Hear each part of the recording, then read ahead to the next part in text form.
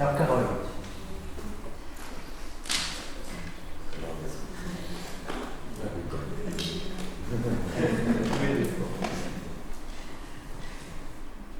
Alors,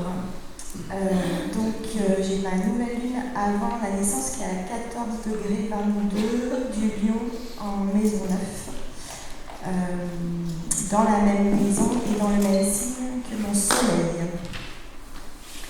Le degré Sabian, au 14e degré du Lion, donc la semence, c'est une âme désincarnée cherche à retourner sur Terre. L'aspiration à se réaliser. Et le 15e degré du Lion, c'est un degré que j'ai toujours eu du mal à saisir.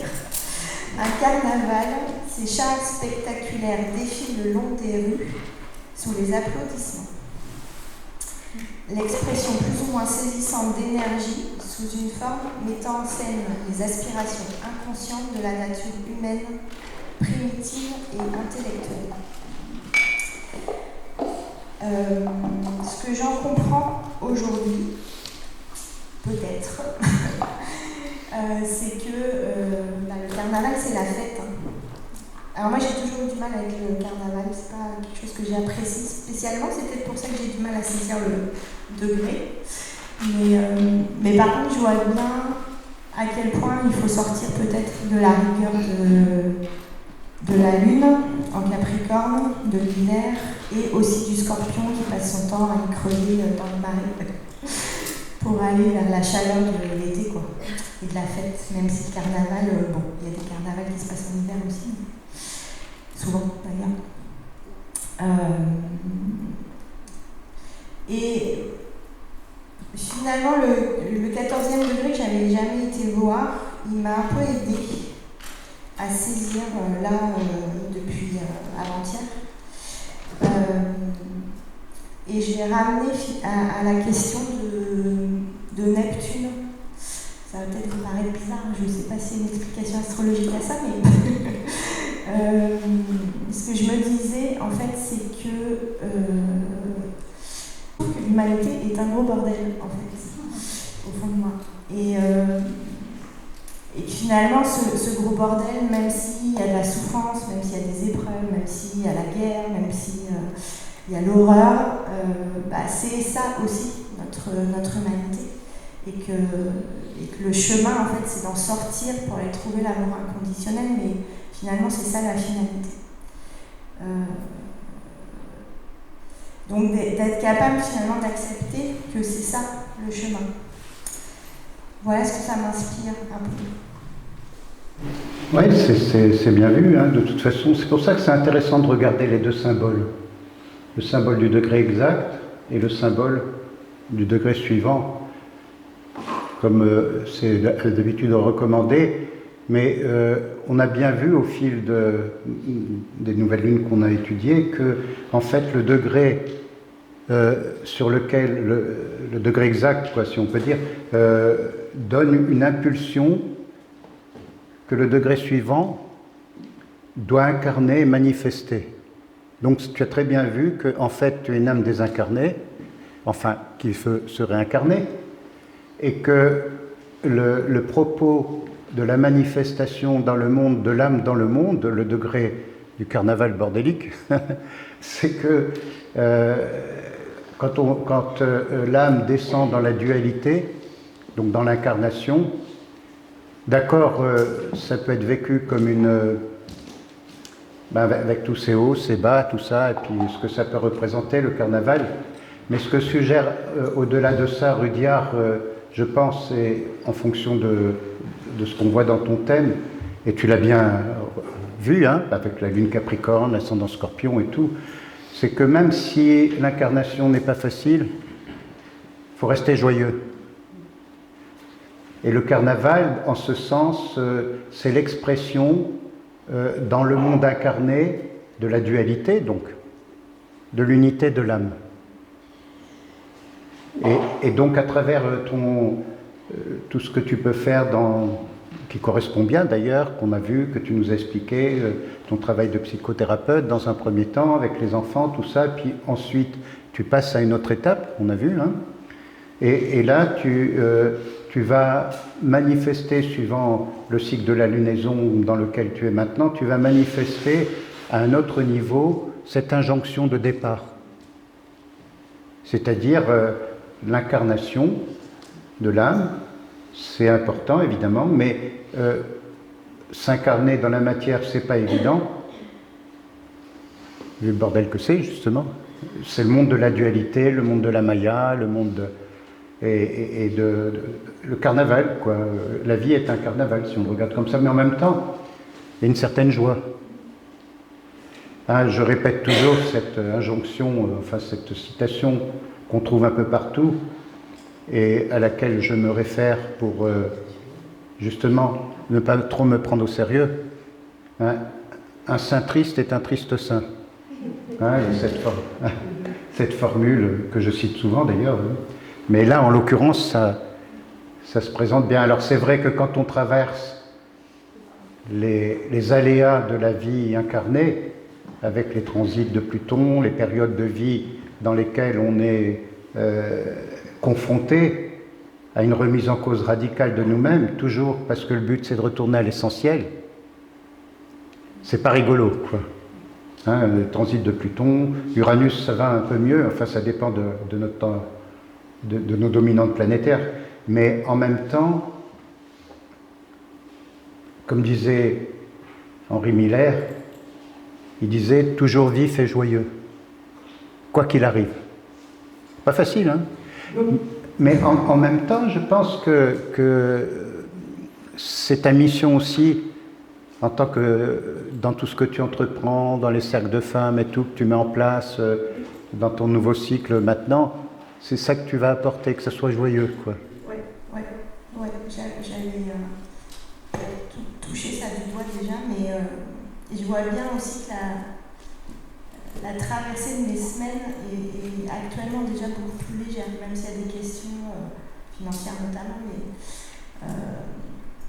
c'est beaucoup plus une danse en fait avec la vie que quelque chose de rigoureux, structuré, et du coup ça amène de la joie parce que c'est plus simple, c'est plus simple à traverser. C'est clair, je pense que ton vécu au Québec et puis avec les Amérindiens, tout ça, c'était pour te permettre, quand tu reviens, accomplir ta mission dans cette contrée que nous aimons bien. Hein. Quand je parle de la contrée, c'est la France, c'est notre pays. Mais en même temps, on sait très bien les difficultés que nous rencontrons plus qu'ailleurs. Oui. Face à tout ce qui touche à la spiritualité, tout ce qui touche au travail intérieur et tout. Oui, c'est plus raide ici, c'est clair. Et donc, c'est pour ça que les Amérindiens, ils sont joyeux en général.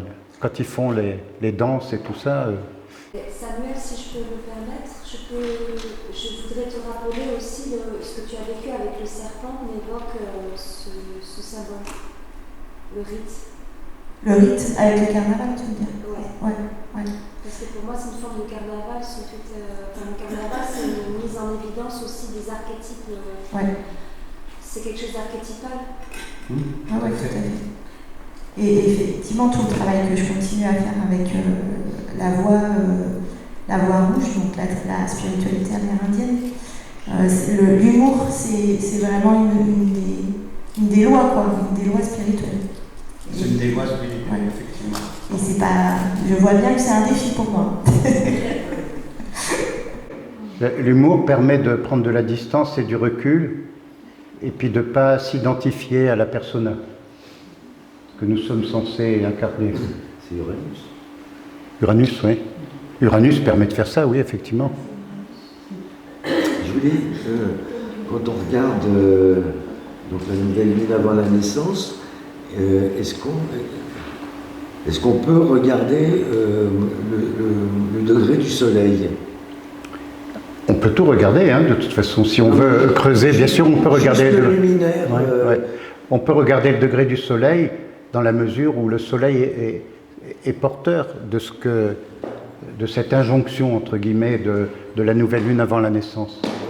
Hein, le soleil, c'est le canal par lequel tout va s'exprimer, aussi à travers la lune. La lune, c'est la forme, et le soleil le font, comme on a déjà dit, et donc dans la forme que la Lune propose, et puis ça change de nouvelle Lune en nouvelle Lune.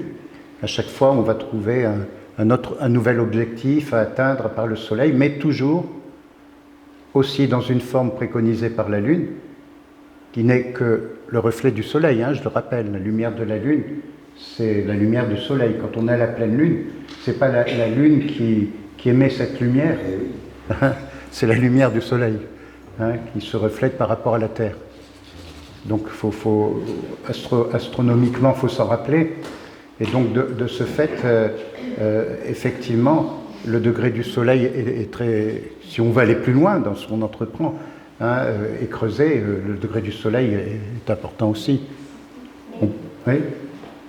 Tu parles d'un tel de nouvelle lune avant la naissance? Dans le thème natal. Dans le thème natal, là où est la nouvelle lune avant la naissance, C'est pour... regardez aussi le degré du soleil qui peut-être faire une synthèse, ou peut-être C'est ça. Qui va amener le fondement peut-être... C'est ça, oui, tout à fait. On peut regarder... Mais c'est tout. Après, on peut aller partout. regarder tout, mais juste par rapport à la lune, Ouais. le soleil. Mais surtout, vous avez les proches. Alors voilà, en plus... Voilà. L'image du soleil, du degré du soleil chez Carole, c'est le 25, donc là on prend le 25 du lion, un grand chameau traverse un immense désert sauvage. Se suffire à soi-même face à une aventure longue et épuisante. Ça rajoute... La difficulté à trouver les mots. Ouais. Totale nous avons besoin d'une totale indépendance vis-à-vis de notre environnement et d'une parfaite autonomie. Ça donne encore un éclairage complémentaire à ce qu'on a déjà dit. Tout à fait. Ça c'est... On peut... oui, tu as raison, hein, Nico, de regarder dans cette direction-là aussi. Mais on peut tout regarder, hein, finalement. Mais le soleil particulièrement, effectivement. Vous avez des suggestions à lui faire par rapport à... Ça te semble clair, Lily? Oui, tout à fait. Ouais. Merci. Ok. Pascal. Donc, la nouvelle lune avant la naissance se trouve en maison 11, dans le signe du Bélier, et à 5 degrés 28. Donc, le premier degré, donc le 5e degré, c'est la phase 5 de la première séquence, et c'est un triangle arborant des ailes. Aptitude à se dépasser soi-même. Alors, je ne vais pas tout lire. Quoique c'est quand même intéressant, je vais quand même reprendre des éléments par rapport à mon cheminement spirituel parce que c'est intéressant. C'est un degré, une dominante qui concerne la dévotion et la voie de la bhakti, la voie du cœur en Inde. Ce qui est intéressant aussi, c'est qu'il est dit dans ce passage, il voit dans le principe de la lévitation l'un des deux facteurs essentiels de l'évolution. Et l'être venant au monde le porte au nu et en fait un dieu, mais ce n'est encore qu'un idéal à ce stade. Quoi qu'il en soit, l'être tout entier ressent une aspiration ardente et naïve à se réaliser. Ça m'a beaucoup parlé quand j'ai découvert, en fait, quand j'ai regardé ce 5e degré, parce qu'avant je regardais toujours le 6, mais finalement j'aime bien regarder le degré qui précède. Et je me dis, oui, c'est ça, je crois que je suis bien née avec cette aspiration naïve à me réaliser sans m'en rendre compte. Et de ce que je vous ai raconté de ma première expérience spirituelle, c'était ça, c'est-à-dire que c'était inattendu. Probablement que je portais cette aspiration à l'intérieur de moi, dont je n'avais pas conscience. mais qui était déjà là dans l'impulsion, et dans quelque chose de très naïf, quoi. Enfin, comme une pulsion primaire à aller vers cette découverte. Le deuxième degré, donc c'est une autre séquence, c'est le premier degré d'une autre séquence, un carré dont l'un des côtés est éclairé par une vive lumière. Désir moral de mener une existence stable et concrète au plan individuel. Et au niveau du grade, il est dit, c'est le thème qui sera développé au cours d'une démarche dialectique en 5 phases, un besoin pressant et unilatéral de stabilité intérieure. Alors vraiment, ça me parle beaucoup. Déjà, ce qui me parle, c'est la démarche dialectique en 5 phases, puisque en fait, l'Inde fonctionne beaucoup comme ça, avec l'expression de la... En fait, en Occident, on fonctionne surtout beaucoup sur le 3, et en Inde, il y a quand même ces 5 phases, avec la création, le développement, le maintien, la destruction, et une phase de vide avant la création. Et ça, je trouve que c'est vraiment intéressant. Et dans ce degré-là, je suis dans le premier degré, donc ça va avec mon bélier, en quelque sorte, dans le premier degré de cette impulsion à vivre et à naître, en fait, j'allais presque dire, à naître à un autre niveau, pas dans le sens de gradation, mais dans un sens de transformation, dans un sens de passage d'une conscience à l'autre. Et je sens bien que c'est ça qui se présente comme voie dans ma vie, de parvenir aussi à m'individuer par la création et dans le groupe. Enfin, puisque c'est en maison 11, donc j'ai des créations sociales aussi. Et la lune me parle aussi, si je rejoins le thème, la lune me parle à l'intérieur du premier degré sur cet état de lévitation, qui est ce qu'on appelle en Inde l'état de Turiya, en fait, l'état juste entre la veille et le sommeil, ou au moment de s'endormir, vous savez, cet état qui est très particulier. Et je sens que les songes qui peuvent venir à moi arrivent par cet état. Donc c'est quelque chose qui résonne en tous les cas quand je lis le degré. Voilà. Et je vais juste ajouter quelque chose parce que je ne vais pas prendre trop de temps non plus.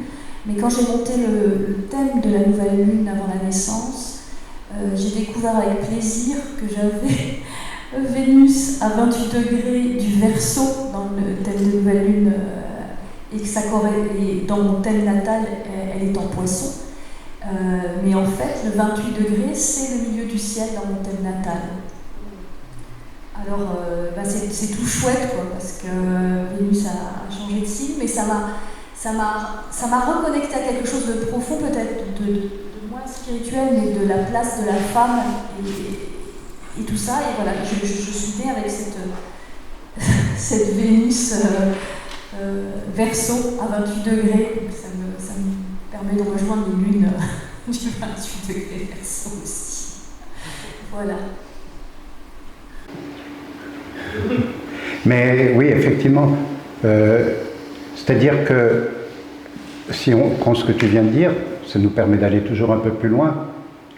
Vénus en Verseau, comme la Lune en Verseau, chez une femme, surtout, c'est le besoin d'affirmer une différence par rapport au diktat phallocratique de la société. C'est-à-dire de trouver sa véritable dimension de femme, non pas au regard de ce que la société demande, mais de ce qu'est vraiment dans l'univers la dimension du féminin. C'est pour ça qu'on trouve, je l'ai déjà dit, beaucoup de femmes qui sont féministes avec des planètes en Verseau, que ce soit la Lune, Vénus et tout ça, d'une manière ou d'une autre. Mais là, ce que dit donc toi tu l'as vu par rapport à ton thème de nouvelle lune avant la naissance, c'est là qu'on voit ce que ça peut apporter également, puisque tu as regardé, et qu'elle est sur ton milieu du ciel natal, donc c'est une mission de vie, de témoigner dans le monde de cette quête. Mais comme la Vénus est en Poisson dans le thème natal, c'est-à-dire que, ok, ça ne peut passer que par la bhakti. Vénus Poisson, c'est la bhakti, c'est l'amour. Donc, c'est comment faire le lien entre la révolution, finalement, au Verseau, et la dimension de l'amour que représente Vénus Poisson. Je ne sais pas si ça te parle, si tu veux, mais c'est les connexions qu'on peut faire. Ça me parle beaucoup, Samuel, et d'autant plus que dans mon thème natal, Uranus est en Balance, et c'est le maître de mon nord, donc il est teinté, c'est une révolte teintée de Vénus aussi. C'est ton projet aussi. Voilà, c'est ça. Donc ça va vraiment. Après, le reste du thème nous apporte les éléments de l'incarnation pour accomplir cette mission. Oui. Mais c'est vrai que ce que tu viens de dire, ça nous apporte à chaque fois un plus. Donc au départ, et ça peut rejoindre aussi ce qu'on disait de Vénus en Verseau, un triangle arborant des ailes, et Rudyard dit aptitude à se dépasser soi-même. Et le Verseau, c'est toujours un dépassement par rapport à la norme. Hein, le Verseau dans son sens supérieur, évidemment. Et même des personnes qui sont marquées par le Verseau et qui ne sont pas rebelles ou révolutionnaires en tant que telles, ont quand même une tendance à vouloir faire les choses autrement, quoi. Et l'un des carrés, un carré dont l'un des côtés est éclairé par une vive lumière, ça te demande aussi, dans ce cheminement qui est proposé, de garder vraiment un centre intérieur. Oui, c'est ça. Qui te permet de ne pas te disperser. C'est ça, c'est ça. Et ça, c'est le risque de la nouvelle lune avec une nouvelle lune en Gémeaux opposée à Jupiter-Neptune en Sagittaire. Ouais. Donc, sauf que cette nouvelle lune en Gémeaux est en maison 12. Voilà, c'est ça. Hein, et dans un signe intercepté. Voilà, c'est ça. Donc, dont la planète qui ouvre on revient, on va toujours un peu plus loin. La planète qui ouvre la maison 12, qui est en Taureau en réalité, c'est à nouveau Vénus. Ah oui. Donc cette nouvelle lune Gémeaux, c'est part de la maison 12, c'est-à-dire de transmettre et de communiquer et tout au niveau de l'incarnation, puisque tu es quand même impliqué dans des institutions qu'on pourrait qualifier de socioculturelles. Oui. Mais toi, tu apportes une autre tonalité pour que ces institutions évoluent, se transforment. Tu fais ce qu'on appelle, on appelait ça en politique, tu fais de l'entrisme. Oui. Hein, ou du noyautage. On disait, quand on faisait en politique, quand on allait dans des institutions et tout, on faisait de l'entrisme pour porter la révolution à l'intérieur de l'institution. D'ailleurs, le degré de ta Vénus natale, c'est celui de la mort de charité, avec l'idée que la présence de Dieu est dans la matière. C'est ça. Voilà, c'est ça. Ouais. Effectivement, on pourrait prendre juste un thème pendant une journée et puis faire le tour. Mais là, comme je vous dis, mais c'est bien que vous amenez toutes ces remarques, parce que ça permettra, si vous voulez aller plus loin dans votre fort intérieur, hein, ensuite d'approfondir tout ce qu'on a dit. Mon interprétation est basée sur une philosophie de vie qui est celle de l'Advaita Vedanta. Oui. Hein, et puis des enseignements, quels qu'ils soient de toute façon. Mais moi, je suis plutôt dans l'Advaita Vedanta, donc c'est-à-dire dans le dépassement de la dualité. On peut reprendre le raisonnement qu'on a tenu quand on regarde un symbole sabian. Ça me paraît de plus en plus clair au fil du temps qu'il faut regarder les deux symboles. Oui, on peut dire que c'est rigide, mais dans les courants alternatifs, il y a des choses très rigides aussi. c'est vrai. Il y a les deux. Je pense que les deux. La rigidité, elle est liée à l'humain. Elle n'est pas liée et au monde de la dualité. Et c'est vrai que pour moi, c'est quelque chose que j'expérimente très souvent, parce que je suis dans les deux. Je suis dans l'alternatif en apportant la structure que peut... Parce que je suis convaincue, c'est ce que j'ai partagé le premier jour, je suis convaincue qu'on n'est plus dans une époque où on peut séparer les deux. On a absolument besoin de retrouver l'humanité tout entière avec toutes les strates de la société qui la composent. C'est clair. C'est clair, on ne peut pas se couper de l'environnement dans lequel on est, hein, parce que de toute façon, il exerce une pression malgré tout sur nous. Voilà. Et c'est vrai que j'ai ce rôle de naviguer entre les deux, et c'est pas facile, parce que j'apporte de l'alternatif dans la structure socioculturelle, et j'apporte du socioculturel dans les structures alternatives. Et c'est pas facile, parce que chaque fois, je suis en face de quelque chose qui au départ est pas compréhensible. Mais je voulais te remercier, Samuel, parce qu'il y a quelque chose que tu as, et après je me tais, les paroles de Cabrel, et je joue de plus en plus à la musique, et je me suis notée, quand j'ai entendu les paroles de Cabrel, je me suis dit, mais c'est tout simple en fait, ta mission, c'est l'amour est partout où tu regardes, dans chaque rêve où tu t'attardes, et dans les moindres recoins de l'espace. Exactement, c'est pour ça que je mets Cabrel, hein, parce qu'il y a surtout cette chanson qui a été un tube d'ailleurs au moment où elle est sortie. C'était en 94 ou 95, je crois. Et pour moi, elle exprimait totalement l'engagement dans lequel nous sommes. Et je pense que Cabrel, que j'ai connu et côtoyé en backstage, hein, du fait que j'allais souvent au concert de mon ami Michel Jonas, donc j'allais en backstage. Et Cabrel est un homme tout à fait gentil, remarquable, plein d'amour. À la différence de Le Forestier qui, lui, malgré ce qu'il peut chanter, Maxime Le Forestier, il chante de très belles chansons. Hein. Celle qui m'avait plu, c'est quand je suis arrivé à San Francisco, c'est une maison bleue. Mais... c'est pas le même type. C'est pas, même dans ses chansons, ça ressort, je trouve, parce que Cabrel, il a l'air doux quand même. Oui, c'est quelqu'un de... Et puis ses chansons sont toujours pleines d'amour. Donc oui, bon, mais tu as raison on va partir sur Cabrel et puis faire des distinctions entre les différents chanteurs, mais bon, ils nous apportent tous quelque chose, hein, de toute façon. Donc tu as raison, c'est ça. Ce que Cabrel peut apporter aussi, c'est la Vénus Poisson, hein. Je sais pas, il faudrait regarder le thème de Cabrel, je l'avais vu passer, mais je sais pas ce qu'il y a. Il a plein de cancers. Ouais. Peut-être qu'il va faire une chimio alors. Bon, en tout cas, voilà le sens. Merci. Voilà, merci à toi.